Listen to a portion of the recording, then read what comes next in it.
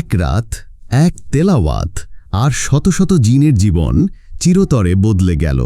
এই গল্প কোরআনের পাতায় লেখা আছে, কিন্তু আমরা কতজন জানি? আল্লাহু আকবার,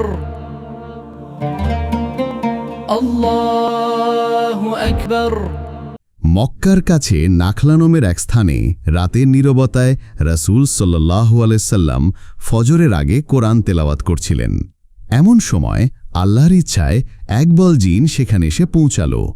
মানুষের মতো কোলাহল তারা করে না, তারা থেমে গেল, চুপচাপ শুনতে লাগল। কোরআনের সেই সুর, সেই অর্থ তাদের অন্তরে এমনভাবে আঘাত করল যা তারা আগে কখনো অনুভব করেনি। আল্লাহ তাআলা বলেন, বলুন, আমার কাছে ওহী এসেছে যে একদল জিন শুনেছে এবং বলেছে, আমরা এক বিস্ময়কর কোরআন শুনেছি যা সত্যের দিকে পথ দেখায়, তাই আমরা এতে ঈমান এনেছি। সূরা আল জিন ৭২ ১-২। তারা একে অপরকে বলল, চুপ থাকো, শোনো। তেলাওয়াত শেষ হলে তারা ফিরে গিয়ে তাদের গোত্রকে ডাকল, হে আমাদের সম্প্রদায়, আমরা এমন এক কিতাব শুনেছি যা মূসার পর নাজিল হয়েছে, যা সত্য ও সোজা পথে ডাকে, তোমরা এতে ঈমান আনো। সেই রাতেই তারা ইসলাম গ্রহণ করল।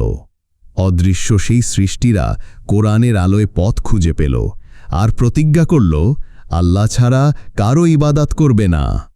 জিনরা এক রাতের তেলাওয়াত শুনেই ইসলাম গ্রহণ করল। আমাদের ঘরে কোরআন আছে, মোবাইলে আছে, প্রতিদিন হাতে সুযোগ আছে, তবু আমরা কতবার শুনি? হয়তো আমরা যদি তাদের মতো মন খুলে কোরআন শুনতাম, আমাদের জীবনও বদলে যেত। আজ রাত কোরআনের সাথে নতুন করে শুরু করো। ফলো, লাইক, কমেন্ট করুন যেন এমন আরও কন্টেন্ট আপনার কাছে পৌঁছে যায়। ইসলাম প্রচারে আপনার একটি শেয়ারই হতে পারে কারো হেদায়েতের দরজা।